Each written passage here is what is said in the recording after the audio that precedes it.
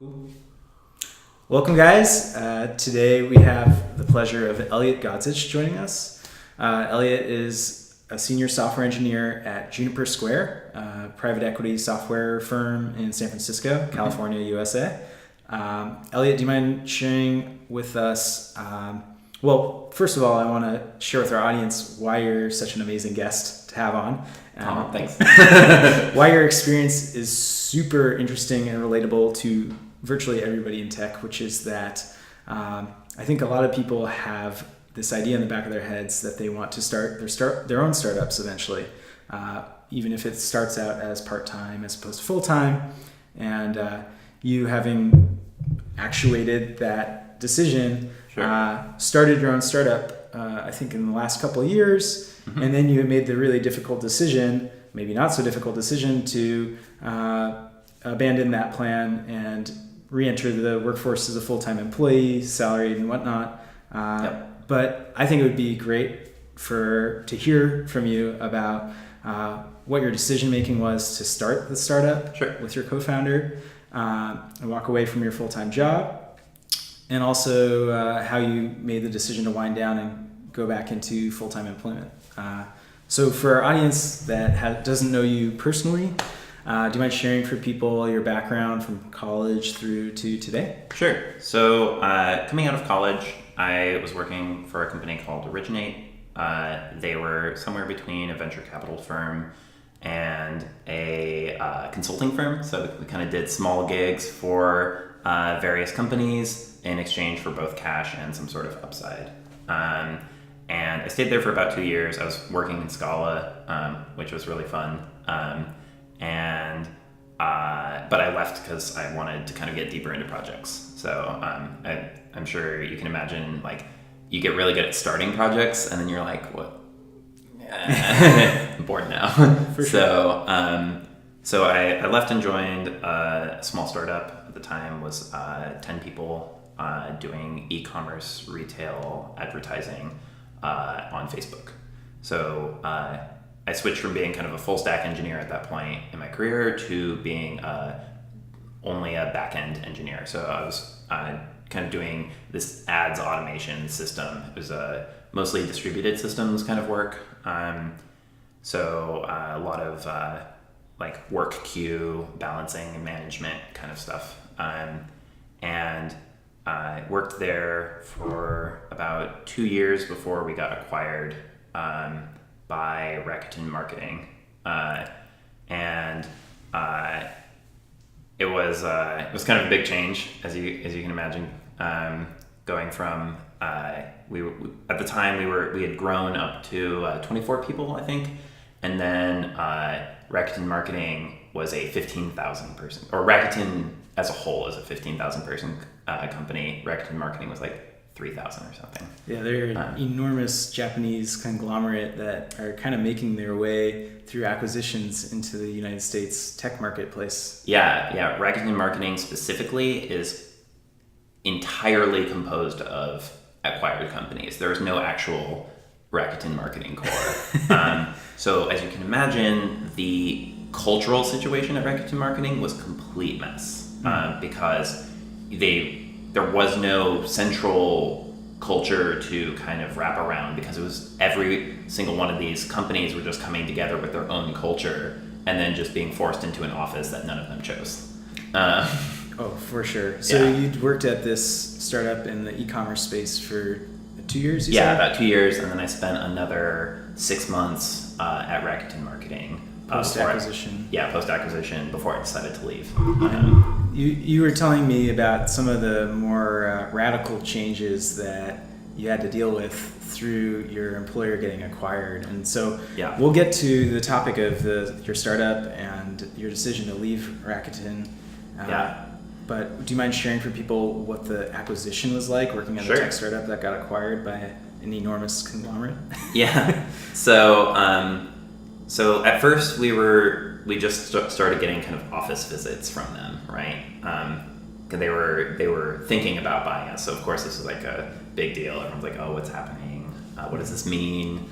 And our bosses really couldn't tell us anything because we don't know what it means yet. But we'll let you know when we do. And eventually, you have people coming in and doing technical due diligence. So my head of engineering was just completely out of the picture for weeks on end because he was just basically deep diving with someone technical on their end to make sure that there weren't any like dead skeletons in our closet, technically speaking. And I'm sure the same sort of thing was happening on the business end. And then eventually they told us, we're acquiring you, and so they kind of took each of us into a room separately and like put a bunch of paper on the table and said, this is the terms of the acquisition for you.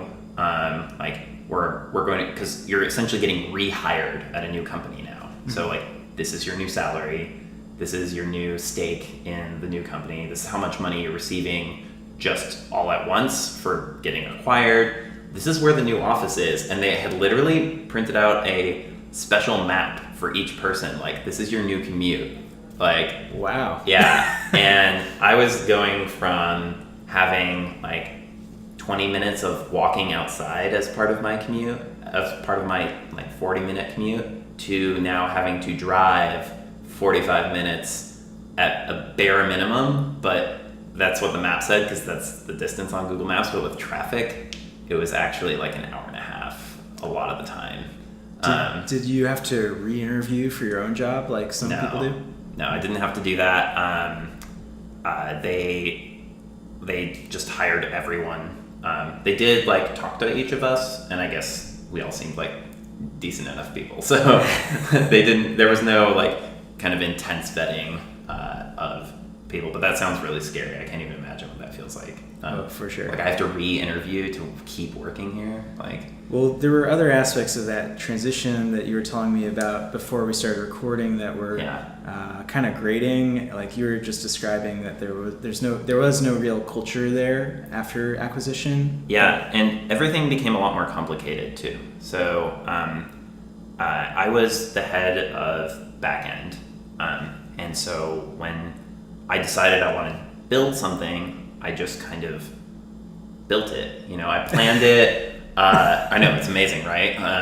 I would plan it. I would kind of break it down into stories and farm pieces of it out to my engineers, and things would get done. It was great. And if I needed to kind of understand priorities, I would go talk to my CEO. I would go talk to my head of product. Magical. Shifting over to Rakuten marketing, though, things got more complicated because there were all these kind of financial things that you had to do. Like they were trying to save a lot of money by capitalizing projects. And I don't know if you know what that means, but the basic gist of it is any software you write that is kind of adding new functionality to your software, anything that's like non-maintenance basically, can be considered as a capital asset that you're building. And so it's taxed differently. It's taxed as like a depreciating asset. Interesting. And so we had all these crazy requirements to like time how long we spent coding capitalizable projects versus non-capitalizable projects. And as you can imagine, like as a software engineer, you're like just switching between branches, and suddenly you have to like go to a time tracker and like click all these things, and it was crazy. My engineers basically mutinied on doing time tracking, and so I was kind of like just estimating all of this for them. And to build things, you had to kind of like get your roadmap approved. So whenever I came up with a thing, I had to go through this like whole set of meetings just to like even start building it. And often, we were working with Facebook, right? They were our lifeblood, and they were kind of constantly building what we built with an 18-month lag. And so our advantage was how agile we were. And now we kind of like, we're like getting weighted down, and that 18-month gap is like much smaller now. So it was very unideal in a lot of situations, but yeah, it was not great. So Is the accounting hijinks, or not hijinks, but requirements that were imposed on you something that you found to be unique from your peers' experiences post-acquisition or working for larger companies? This is the first I've ever heard of having to do time tracking to service accounting priorities. yeah, I don't know, honestly. I think I've heard that Amazon does things like this sometimes. But the other thing that was definitely complicated was hiring. So I had been doing a lot of hiring as the lead of the back-end team, and at my startup, it was a pretty easy process. I mean, hiring is never easy, actually, but that's a different topic. But I was in full control of the process, and so I didn't even think about it. I thought I was still in control of the process, so I was just kind of still going on with my hiring. And then about a month and a half into me working on hiring, suddenly I get very angry emails from HR. Like, oh, we're the people who do hiring. And I was like, I did not realize like there's a whole specialized department for this. And so the way we wanted to do hiring was very different from how the way they wanted to do hiring. And we were pretty convinced that, being able to talk engineer to engineer immediately was a great way to like pull people in initially, because a lot of people are kind of turned off by the ads industry. And I've found that when talking to engineers, if you actually present the technical challenges to them first, they get more excited about it. And they were basically saying, we get to be the first people to talk to them before you. And since we were doing analytics on our entire hiring funnel, I can tell you that definitely had a really bad effect at the top of the funnel. Oh, I believe so there's just lots of stuff like that like there's just a lot more process, a lot more people involved in any single thing you do. And I get it, it's a big company, you kind of have to, but it was cultural whiplash going from 24 people to 15,000 person company. So the bureaucratic red tape, the process changes, the cultural changes. By this point, you had saved up a financial nest egg to be able to do without full-time employment for a while. So I think a lot of people will understand why you'd want to leave that role post-acquisition and encountering all these roadblocks. They were paying me a lot, though. Fair enough. Because they're a big company, they can afford it. That's how they retain people, I think. For sure. So how did you manage to break free of the golden handcuffs and break out on your own? So I was, really unhappy, and I was thinking about leaving for a while. And I spoke to my boss about it because we had a really good relationship, and still do. I had dinner with him last night. And he said, Jose, our head of product, he had left like a few months prior. He seems to be working on some sort of VR thing, or thinking about working on it anyway. You should go have dinner with him. So I went and had dinner with him, and he tells me that he's become really interested in the VR space and wants to build a company around a telecommuting app in VR. And I'm sitting here going, well, I want to quit my job, and that sounds way more fun than what I'm doing right now, which is essentially just being in meetings all day to get very little done. So I said, I'm down. Let's do this. Give me a month to, transition out of my job, and I'll join you. I'll give this a shot. So a month later, I go and find him in this tiny room that he's renting in a school for animation, like right across the street from Pixar. Nice. The room was smaller than this room. Like it was like from here to like, it was like maybe 10 feet across and 6 feet wide. Wow. And so we had a desk on each side, and we were working in VR.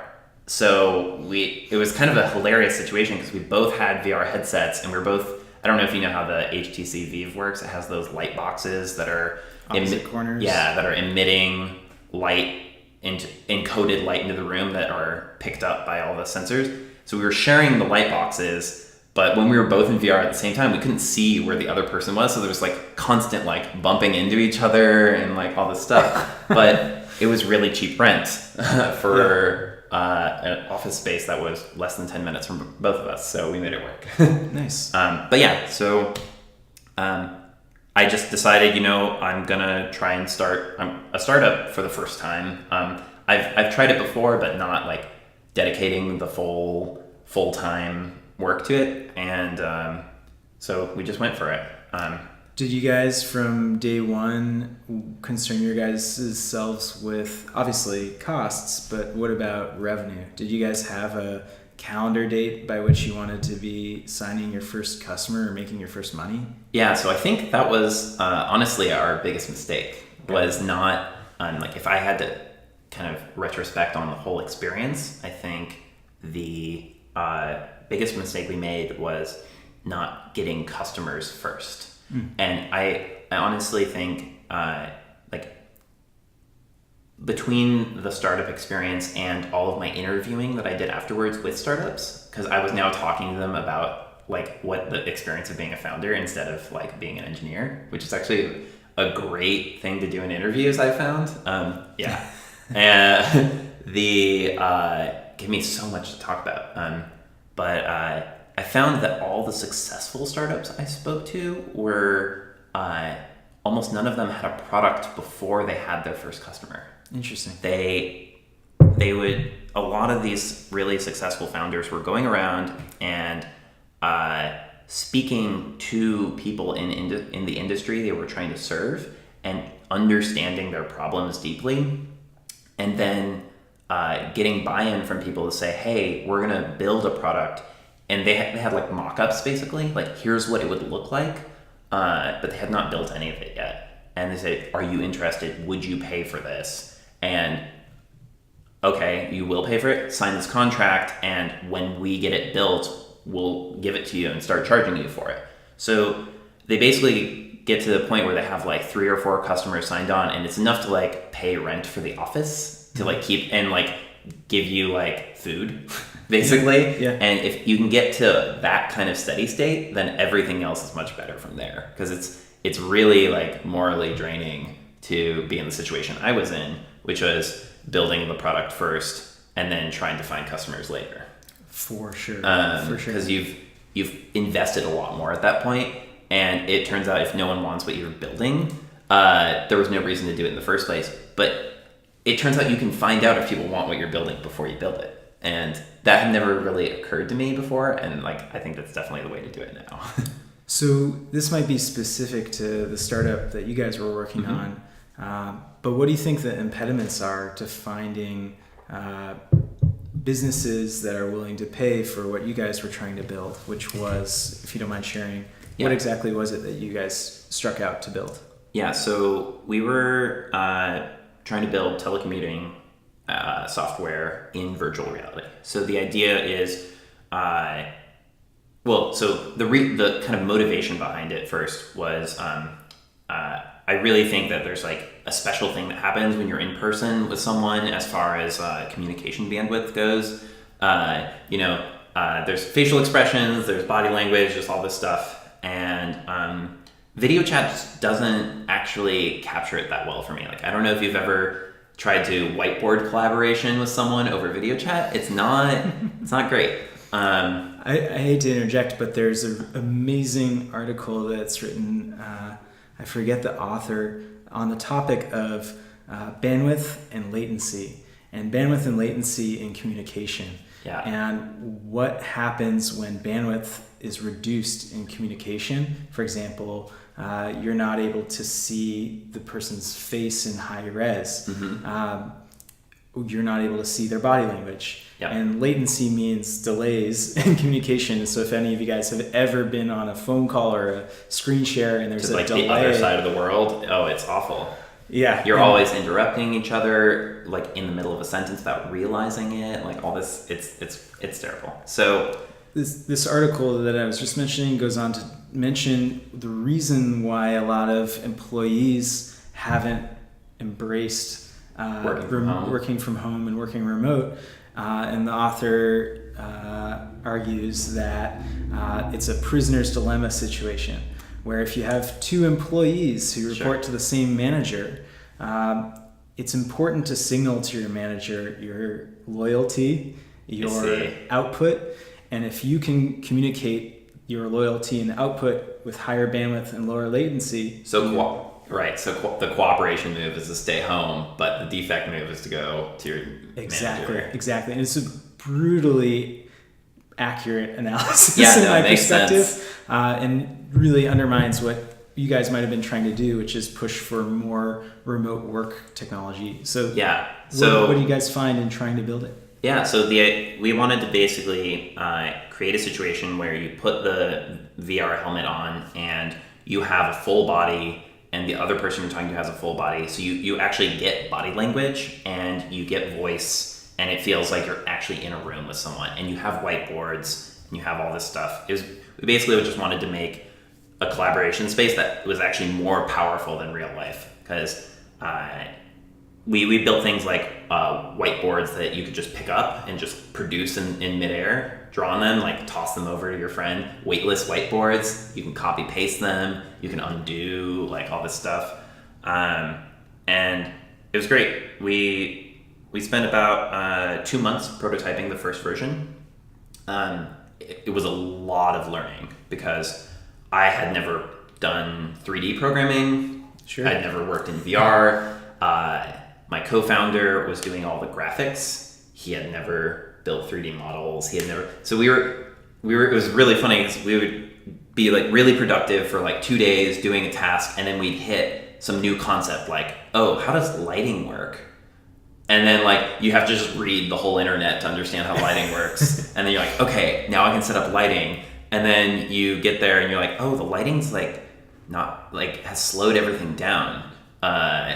And now you have to figure out how to do performance tuning for lighting. And performance tuning was really, really important in VR because basically if you're under 90 frames a second in VR, you feel the world like not quite tracking you correctly, and it's very nauseating. Because imagine if like you turned your head and the world followed afterwards, like chunkily. It's not a great feeling. Do you think that the immaturity of some of the software you were building on top of contributed to your guys' problems, or was the primary problem not finding paying customers fast enough? So okay, yeah. Let me get to how the business kind of didn't work out. So we spent 2 months building a prototype, and at that point we decided to go shop for investors. This was a very new experience for me because I've done engineering before. So the first 2 months, which by the way were the most productive 2 months of engineering I've ever done in my life, despite all of the learning barriers. It's amazing what you can accomplish when you're heads down focused on just engineering and you have no other problems. Highly recommend that experience. We reached out to our personal networks and kind of said, who knows VCs, and got a bunch of meetings with them, and actually demoed the product to them, put them in VR, and engaged, like kind of had the meeting in our app sometimes, which is kind of fun. And everyone was really, really compelled by the experience. They said, this is amazing. This is really cool. I think this would be a wonderful tool that the world wants. But the as you may or may not know, the HTC Vive is pretty expensive. It's at the time it was $800. There was a recent price drop because Oculus and HTC are kind of fighting. We had a video recording a week or two back where we did a price comparison of your different VR options, and Oh yeah, I saw. all in, I think it's $2,000 for the computer with the right GPU. Yep, exactly. And the Vive headset. So this is exactly what they brought up. They said, so right now, to use your application, the barrier to entry is $2,000 before they even start paying for your application. And not only that, but it's bound to a room. Like, I can't use it anywhere else. And for all of the investors, that was a non-starter. They said there's no way you're going to make it in the enterprise space with those kinds of barriers to entry on top of already being an experimental concept. So these meetings were both encouraging in terms of people shared excitement for our vision, but also discouraging in terms of, well, the implementation's not really working out. So we brainstormed for a bit, and then we said, you know what we could do to work around this is port the application to Google Daydream. So Google Daydream is a VR system where you basically have this $25 headset that you slot your phone into, and then you just put it on, and so it's portable. And most people already have phones. So now the barrier to entry is reduced to $25, and there's no, it's mobile. So you can work, if you're traveling, you can still teleconference into your meetings. So porting it to mobile was its own kind of technical challenge. We found we were able to get away with it was like 1/10 of the polygons in a scene. So our first So you're already reducing the bandwidth of the communication. Exactly. Well, there was already the graphics. I don't think were the most important part of the application. It was it was like having the body language and the voice, and those things. Those were some of what was lost. So with HTC Vive, you had a headset and two wands, and using inverse kinematics, you could figure out where the person's arm should be, where the person's body should be as a result of that. So we had full body language in the Vive. The Daydream doesn't have any hands. It has a remote, but the remote's SDK only gives you where it is pointing. It doesn't give you a position in space. So you don't have any gravitometer or accelerometer. Yeah, I don't know what technology they use in it, but it's something strange. Point being, porting from Vive to Daydream killed a lot of the attractive features of what you guys were trying to build. Exactly. The headset also lacked translational tracking, so it could tell you where you were pointing in space, but couldn't tell you where you are in space. So from a first-person perspective, when you were in the new application, if you moved your head like this, the room moved with you, which is not great. But more importantly, from a second-person perspective, if I was interacting with you before, if you had like jumped for joy or like done like a little dance, it would have like looked like a very happy little avatar. Now it was just a bobblehead. The body doesn't move at all, and you're just this like head on a swivel. And there's no way to get around it. Just the platform doesn't give us enough data to actually recreate your body language. And between all of these factors, it killed the experience. We, even as founders who were excited about it, could no longer tell ourselves that this was better than video chat. So we were stuck between a rock and a hard place, because there's a business requirement on this side and a technical requirement on this side that couldn't meet to make our vision a reality. At what point did it kind of dawn on both you and your co-founder, or just you, that this wasn't going to shake out business-wise and career-wise for you? Yeah, so it was a slower death than I would have liked. Here's how it kind of went down. We were porting the app, and I think we were slowly realizing in the back of our heads, but it hadn't kind of like made it up to my consciousness yet that this was a failure. And as a result, it was at this point we were no longer in the same office. As soon as we got the first prototype working, we got rid of the office and started only communicating through our app. Whoa. Yeah, because it was cheaper. And we're big believers in dog fooding, like using your own product. For sure. So, because basically you get rid of the most annoying things of your app first. You smooth out the user experience to please yourself. Fair enough. So, so I noticed that my productivity was slipping. It was some of the worst productivity weeks I've ever had in my life. Like, it was taking me 2 weeks to accomplish what during that first month was taking me half a day. Like, to kind of give you the level of like, that was near the end, but it was like slowly kind of dying in motivation. And I was feeling guilty, I was like, I'm letting my co-founder down. But the same thing I noticed was happening to him. He was also really, really slowing down, and we weren't talking about it for a while. And then finally, like, I called him up and I'm like, hey, I think something's wrong. And he's like, yeah, it's not good. I think, like, I don't think there's anywhere for this to go. And we were actually in complete agreement. We just hadn't like come out and said it yet. So we just agreed to shelve the project. You never really like destroy a software startup. It's still a repo, repository somewhere. But we said, I think we need to like stop spending time on this because we're both just feeling bad. And I don't think there's any way, we couldn't really figure out any way to make it work. So time to cut the losses and continue on.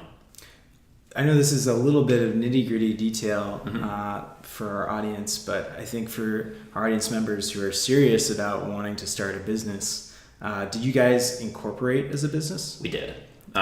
Did you have to disincorporate as a business or unincorporate? I actually don't know what happened there.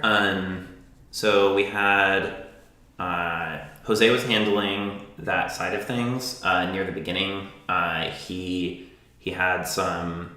I think he got in touch with the same lawyers that we were using at Manifest to handle that stuff to incorporate. But you by default disincorporate if you don't pay your reincorporation fees every year. So for sure. Yeah. So I think we just kind of let that process work itself out. I know this may be sensitive information, but for our audience who are considering doing something like this themselves, and it differs depending on your business model and what you're setting out to build and how quickly you get to paying customers, but all in, how much money did you forego? Oh, sure. What was the opportunity cost? Yeah, I'm happy to talk about that. So having been acquired recently, both Jose and I had made a lot of money to kind of sit on, so we were like, we can just burn our own cash for a while and cut it as an investment, basically. When our plan was, when we get an investor, then we can pay ourselves the bare minimum to cover our own costs, like food and rent. Actually, this is a little detail left out, but we actually ended up finding someone who was willing to give us $25,000 near the end, but we decided not to take it because we were stopping the project and we were just like, that's really, we don't want to we don't want to do that. But I think it was over the course of 6 months from October to March, I burned through 30K. I was,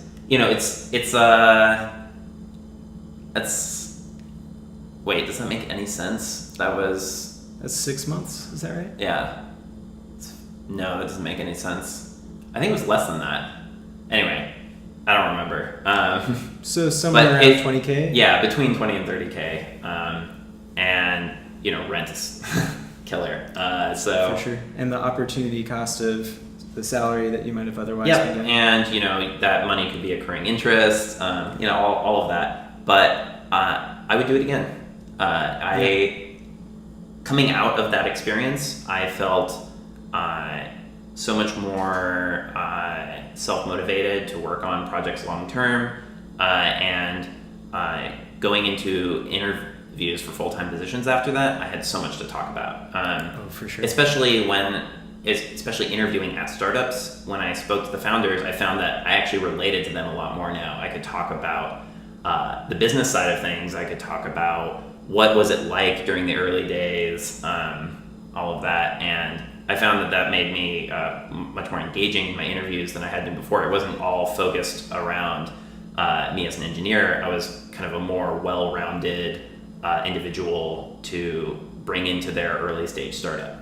Makes a lot of sense. Yeah. Dude, this has been freaking awesome. Your story is, I think, very compelling to vast majority of our audience. So I want to welcome people to we'll check out the show notes, because we'll include a lot of links to the types of stuff we were just talking about. Sure. But also, if you guys have any questions for Elliot, get in touch with us through our website. There's a contact page. Yeah, happy to answer any questions. Absolutely. Dude, pleasure. We'll do this again very soon. Cool.